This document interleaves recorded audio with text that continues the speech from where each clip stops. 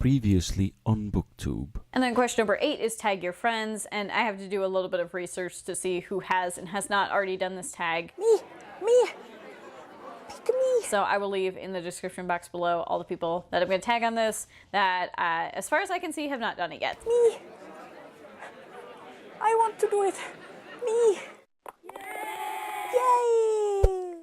Hello, it's Reija, and in case you didn't know, I've been dying to do this tag since everyone and their grandma has been doing it for the past month, and the questions have been like really interesting, and I'm always interested about talking about the community and about the various ways all of us who have channels and all of us who comment on other people's videos represent the community and keep it going. And this tag deals with all of those topics, so I've been really excited about getting to do it. And finally, Jenna remembered that I am a salty, blunt bitch and tagged me. So, hooray! Let's get going.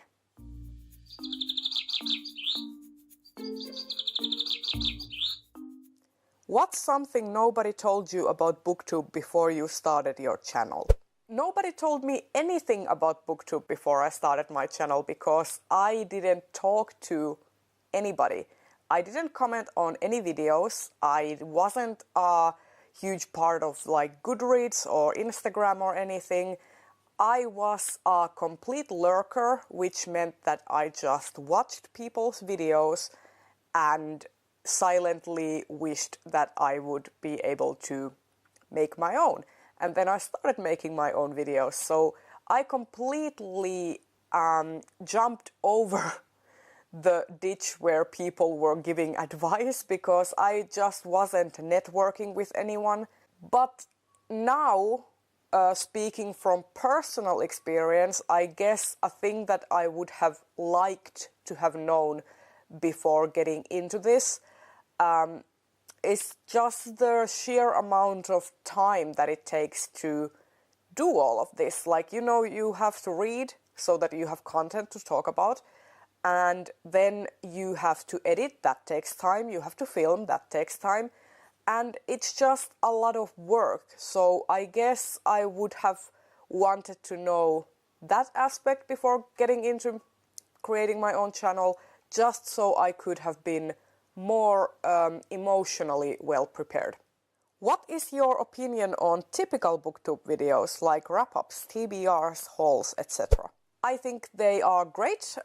Personally, I don't film a lot of hauls just because they are not the kind of videos that I really like want to make.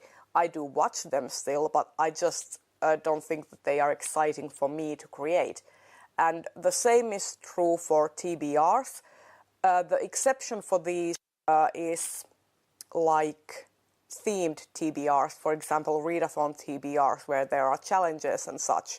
I think those are more interesting to me because I have to figure out what books would fit those challenges. So those are more interesting. And also those kinds of TBRs kind of work as a sort of low-key recommendation as well, because then you can have like you have those challenge prompts and then that book works for that challenge. So in case people are looking for those kinds of books but necessarily don't care if you have read them, they can use your TBR as a source to find more books that they might be interested in. So with caveats, I enjoy hauls and TBRs, but wrap-ups is where it's at. I love wrap-ups. I watch wrap-ups a lot. And even though they are very time-consuming to film and edit, I love making wrap-ups because I like diving deep into the books that I've read, and I just like to analyze them to pieces, and wrap-ups just give me a lot of joy. So I'd say that the typical content of Booktube is excellent. Like, you have classics for a reason, and you need to have that sort of foundation, and you can then build more creative ideas on the foundations of those classics. So I think it's marvelous, and I think doing that more established content gives you more confidence in your presentation and in your delivery, and then you can branch out into more creative stuff. What is an assumption you had about Booktube before you joined? Was it proven to be correct or not? Well, I did have an assumption. I had the assumption that I was the only Finnish booktuber in the village. And that was proven completely wrong. Not only is Maija from Maija Reads one of my favorite booktubers to watch, because she reads like very differently from me, but we also have we are kind of like a Venn diagram in a way. Like we have things that both of us enjoy, and then I also get a lot of weird insights into other kinds of books that Maija reads, like horror and gothic fantasy and stuff like that. So it's interesting, and yeah, that was an assumption that I had. Also, there is a whole Finnish section of Booktube that does book videos in Finnish, so that's another thing that I didn't know until a couple months ago. So, it's good to have those assumptions broken too. Otherwise, I'd get a big head. What is something you've done that has actually helped you grow your audience? I would definitely say that just networking with people, for example, following people on Twitter, taking part in conversations, watching people's live streams and commenting there, taking part in the Booktube SFF Awards every year, reading along and then joining as a commenter on the live stream, taking part on readathons and hosting my own collaborations, like the Library Love series that I collaborated on last year.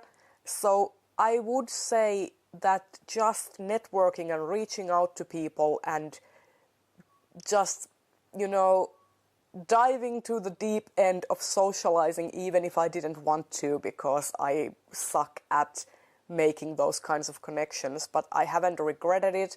I've gotten to know a lot of people, and I would say that I'm very close friends with some of the people that I've gotten to know through Booktube. So it's been a fantastic journey, but I would say that networking has been the biggest impact, that the way that I've managed to grow my channel, because when you form those friendships with people, they may be more inclined to, watch your channel in the first place, and then if they like it, they may even recommend it to some people. So I have gotten a number of shout-outs from different people for which I'm really grateful, and that's why I also believe that if you receive something good, then you can pay it forward. So that's why I also try to shout out awesome new creators that I find whenever I can. What is a common mistake you see new booktubers making, or one that you made? I would say that not commenting on other people's videos and just living in your own bubble is a pretty big mistake that some people make. I know that I have done it too at first, because I was very shy about, especially if you approach bigger booktubers, I was always of the mind that my comment doesn't bring anything new to the conversation, so that's why I would not comment at all, because I would think that, well, it has already been said, so why do I need to say it again? So I would say that reaching out to smaller channels has been more easy for me, because I can battle my shyness a lot better, and also get more engagement, and I can engage more with them and find something more to say, But I think that goes back to what I said about networking. That is probably the mistake I see a lot of people make, is that they don't comment, they don't try to form those friendships, which are important. If you want to have longevity in this community, you need to be a part of the community. Because if you're just talking to the camera and talking to yourself, it gets really boring after a while to make videos, because what's the purpose of them if no one's gonna watch them and if there's no engagement?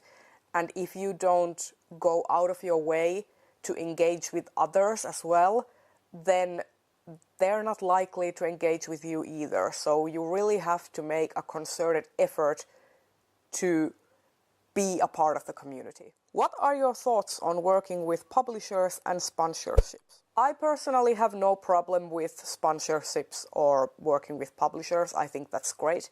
The only time when I start to have a problem with it is, one, if you don't disclose it, and two, if it's obvious that the brand you're repping doesn't correspond with the values that you have established having in on your channel. For example, if you're someone who has established themselves as an LGBTQI plus ally, and you suddenly represent a brand which has like a history of queerphobia, that is questionable to me. Or that's just an example, but you know, always do your research and check out the brands. Don't just accept any kind of deal. Like, make all the coin you want. Obviously, like, if you get those opportunities, use them. Network, make it happen, you know. But try also be true to who you are as a person, and don't just accept any deal for the sake of money. Just remember that you have that you are a brand yourself, and that if you have established yourself as a certain kind of person, then your audience expects that from you as well. So don't jump into any sponsorship contract without doing your due diligence and research and making sure that your values align with theirs. That's just my view on it. I have no problem with people making money and people taking sponsorship deals, because, you know, like, that's an amazing opportunity. But also it's important to keep a healthy dose of cynicism. So, like, as viewers, we should remember that, you know, if someone is doing a sponsorship, they are basically doing a job. So they need to be professional, and they need to fill certain elements of a contract, and just act reasonable about it. And for, like, creators, it's also important to let your audience know that you are doing it as a job, and how that may differ from your usual content. Do you think Booktube is dying? Dying is a strong word. After all, aren't we all dying little by little, cell by cell, until we leave this mortal coil? In all seriousness, I think that whenever someone says that a thing is dying, especially in things like pop culture, journalism, media consumption, etc., I think that term comes when they don't see themselves as part of the community or part of the bigger conversation. For example, Star Wars has been dying pretty much after the prequels hit the theaters, and still all the evidence points towards the opposite, because Star Wars is making a boatload of money and getting its returns back like tenfold with all new books and games and movies coming out. So I think the conversation is that when people don't see themselves centered in the conversation and centered as the topic, or they see that the media or community that they're part of is changing and they don't see themselves as a part of it, that feels to them that it's dying, even when in reality it's just reconstructing itself into something new. So that's my take. Booktube isn't dying. I think people are reinventing themselves. I think people are interested in different things, and they are going about making content in different ways. And I think that's marvelous, and I think that it makes the community stronger the more varied it is and the more creativity there is in this community. And I know that a lot of people are like inspired to try new things when others try them. So, you know, I think it's wonderful, and I think that kind of creativity breeds creativity. I know that I have gotten a lot of inspirations from booktubers like Books and Lala and SFF 180, Bibliofilth as well, you know, adding a little bit of humor to my videos as well. Like that kind of creativity, like it inspires me, and it should inspire everyone in the community. So I think Booktube is not dying, it's just turning into a butterfly. It has been in a cocoon all these years, and now that more people are coming into the community, it is spreading its wings to fly into new horizons or something. And lastly, I need to tag people, and I actually went and looked up who hasn't done this. So I am going to tag Maija from Maija Reads, and Jerry from ONYX Pages, Andrea from Infinite Text, and Kelsey from the Fancy Hat Lady Reads. You are all tagged, and I can't wait to see your answers to these questions. That is all from me. I will see you in the next video. Bye bye!